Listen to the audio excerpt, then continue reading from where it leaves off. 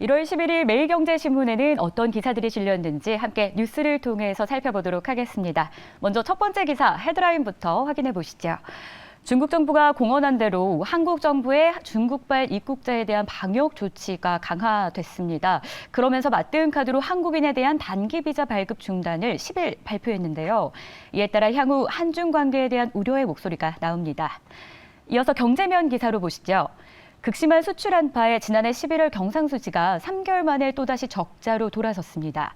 경제 일각에선 수출이 둔화되면 상반기에는 경상수지가 정상 궤도에 오르기 힘들 것으로 전망하기도 했습니다. 세 번째 기사입니다. 증시 불안과 자금 경색에 고전하던 증권주가 올 들어 반등할 조짐을 보이고 있습니다. 정부 지원안과 규제 완화로 유동성 불안이 일부 진정되면서 증권업종 전반에 대한 투자 심리가 회복된 모습입니다. 마지막입니다. 세계 낸드 플래시 시장에서 2위와 4위 기업인 키옥시아와 웨스턴 디지털의 합병 논의가 수면 위로 올라왔습니다. 반도체 업계 관계자는 출혈이 불가피한 반도체 시장 내에서 이 치킨 게임은 덩치가 큰 기업이 경쟁에서 더 유리한 것이 사실이라며 두 기업의 합병이 주목을 끄는 것도 이 같은 이유라고 설명했습니다. 자, 이렇게 해서 헤드라인 4개의 기사 살펴봤는데요. 이 중에서 오늘 우리가 다뤄볼 2개의 기사는 어떤 걸까요? 네. 먼저 외교장관 통화 다음 날 중국의 보복 강행에 있었던 내용 다뤄보고요. 반도체 한파, 보복 여행으로 경상수지 적자인 이 내용도 함께 깊이 있게 이야기 나눠보겠습니다. 이종근 시사평론가 모셨습니다. 인사할게요. 안녕하세요. 네, 안녕하십니까? 자, 오늘 먼저 이야기될 부분은 중국에서는 대등한 조치였다라고 말을 하는데 저희는 보복이란 단어를 쓰면서 좀 위축된 상황입니다. 이 중국의 결정, 배경부터 좀 설명을 해주시죠.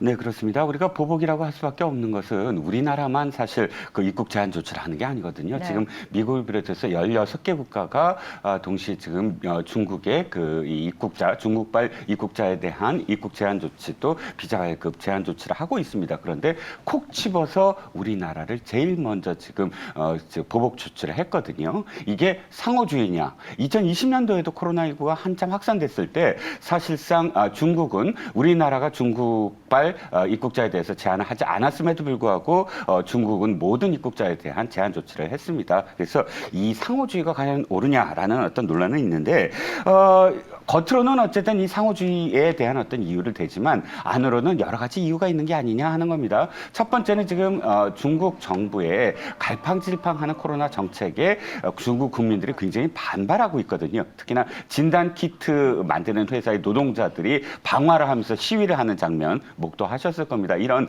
중국 내 반발에 대해서 뭔가 시선을 좀 돌려야 되지 않느냐라는 그런 수단으로서 한국과 일본을 연달아 택해서 보복 조치를 한 거 아니냐라는 목소리도 나오고 있고요. 특히 우리나라의 국회의원들이 국회의원단으로 해서 최근에 대만을 방문했거든요. 그런 것도 하나의 어떤 그 배경이 될 수가 있겠고, 마지막으로 한국과 미국과 일본의 그런 그 이 외교적 스탠스가 지금 점점 더 동맹을 강화해 나가면서 중국을 견제하는 방향으로 나가고 있는 것에 대해서 한국의 경고의 시그널을 보낸 거 아니냐라는 시각도 존재하고 있습니다.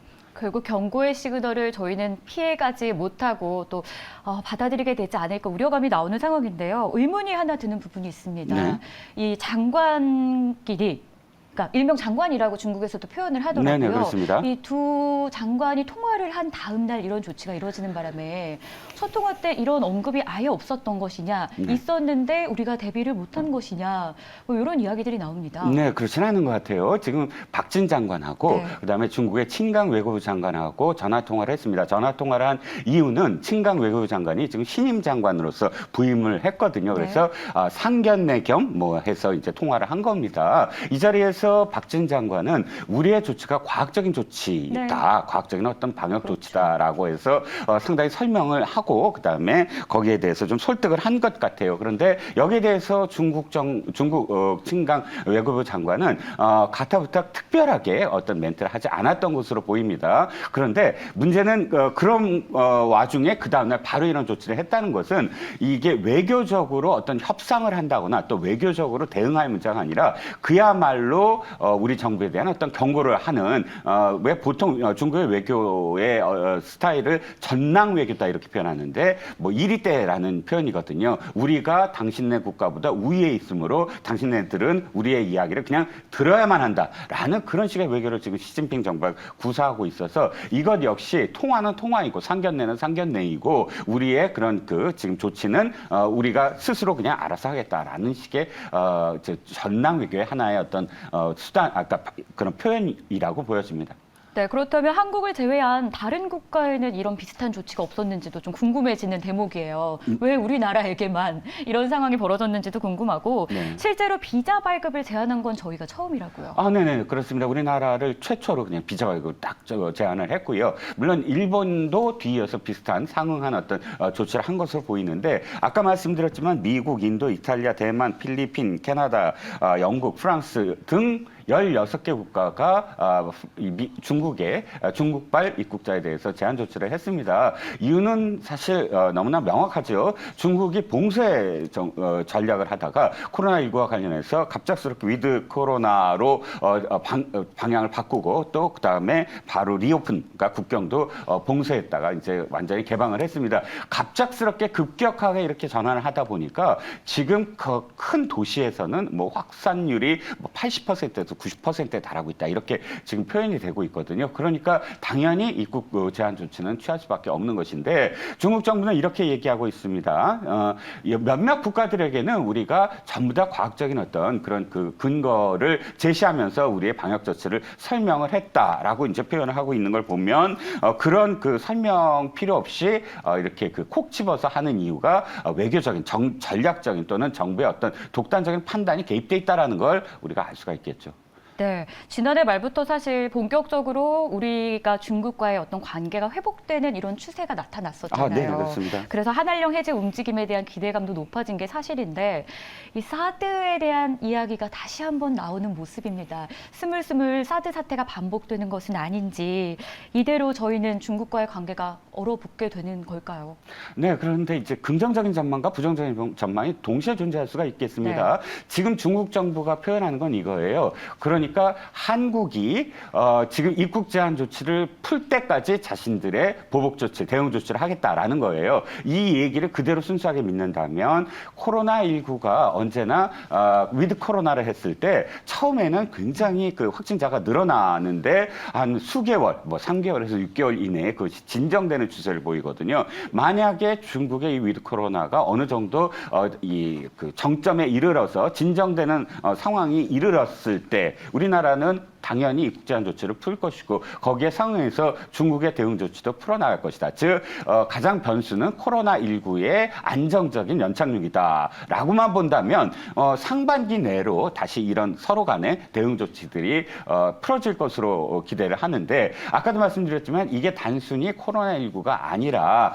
한국에 대한 외교적 길들이기다라고 보여지면 5월 달에 또 G7 히로시마 G7 대회가 열리고 거기에 우리나라가 초청될 가능성이 큽니다. 그러면 그 자리에서 또 한미일과 관련돼서 아마 정상회담이 열리고 보다 더 진전된 그런 그 대중국 견제 만약 성명이 나온다고 한다면 혹시나 그게 연계가 돼서 중국의 또 다른 어떤 조치들이 나오지 않을까 하는 부정적인 전망도 있습니다. 자, 그렇다면 이제 한국은 어떤 대응책을 세워볼 수 있을지 우리는 어떤 방향으로 이걸 극복해 나가야 할지도 궁금해요. 네, 일단 그 코로나19와 관련해서는 네. 우리의 어떤 조치를 계속 설득할 필요가 있어요. 이건 뭐 우리가 뭐 중국처럼 외교적인 어떤 전략 수단으로서 이 조치를 한 것이 아니라 우리나라 국민의 건강을 위해서 당연하게 조치를 취할 수밖에 없었던 것이기 때문에 중국의 이 대응 조치가 사실상 그 전 세계적인 어떤 글로벌 스탠다드로 봤을 때는 무리한 조치라는 것이거든요. 그래서 그런 점들을 계속 그 설득을 하고 또 우리나라 입장에서는 지난 5년간은 좀 다른 스탠스를 취할 수밖에 없습니다. 미국의 주도하에서 지금 블록화가 이루어지고 있으니까요. 하지만 어찌됐든 그것이 우리나라가 예를 들어서 FOIP 자유롭고 열린 인도태평양 전략에 동참은 하되 우리가 선봉에 서지 않는 그런 그 전략을 좀 취해가면서 중국을 달래고 설득할 필요는 있다고 봅니다. 네.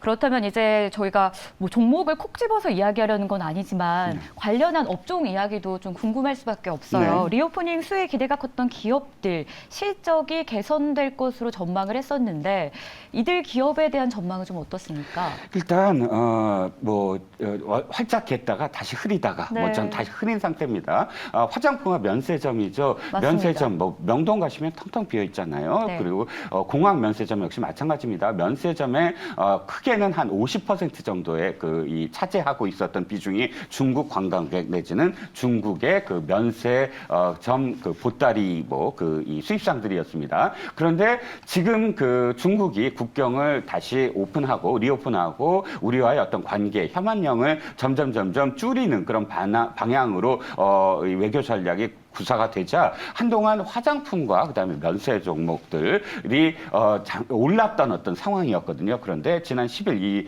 대응 조치로 말미암아 다시 지금 하락하고 있는 추세입니다. 아모레를 비롯한 화장품 업계나 신라 면세점 포함한 신세계라든지 호텔 신라라든지 이런 종목들이 떨어지고는 있습니다. 그런데 아까 말씀드렸듯이 희망적으로 한번 보면 최소한 3개월 정도가 위드 코로나의 어떤 주기거든요. 그렇다면 3개월 후 정도라면 적게는 3개월 후 정도라면 코로나19 어느 정도 진정이 되고 그렇다면 중국과의 어떤 코로나19와 관련된 그런 서로 간의 어떤 대응 조치가 만약에 해제되기 시작하면 그 이후를 바라봤을 때는 아직까지 비관하는 금물이다. 좀 더 지켜볼 어떤 여지는 있다고 보여집니다. 네, 일단 오늘장만 하더라도 관련된 종목들 여행이나 항공주들이 하락하지 않고 오히려 오름세를 보여주고 있는 상황도 보여지고 있고요.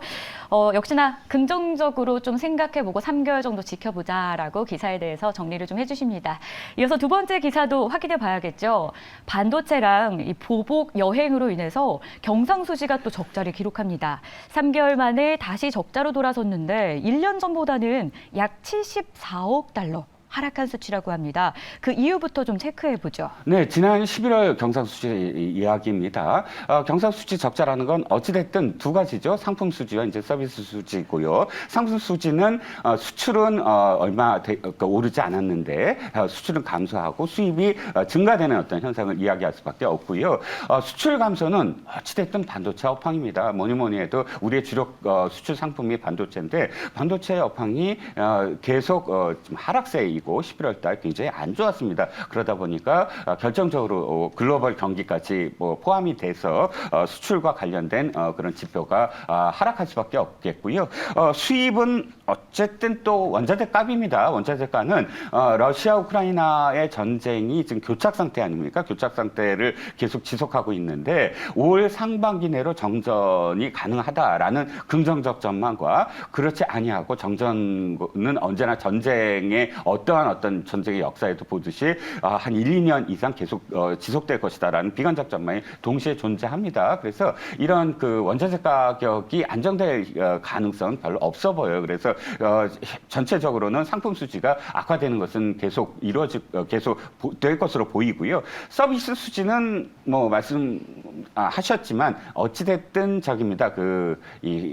관광 수지인데 보복 여행이다라고 표현이 되고 있지만 우리나라에 들어오는 사람들보다 우리나라 사람들이 폭발적으로 지금 나가고 있다. 즉 여행에 많은 어떤 국가들을 우리가 지금 풀어주고 있지 않습니까? 그러니까 거기에 대한 상황은 조금 더 지속될 것으로 보입니다. 네, 경상수지 악화가 그럼 우리 경제에 어떤 영향을 미치는지 좀 구체적으로 그런 내용들도 궁금해요. 과연 이 악화가 지속된다면 언제까지 지속될지도 우려스럽고 어떤 영향을 좀 미치게 될까요? 네, 전체적으로 봤을 때는 흑자입니다. 지금 제가 말씀드린 건 11월 수지가 적자라는 그런 의미이고요.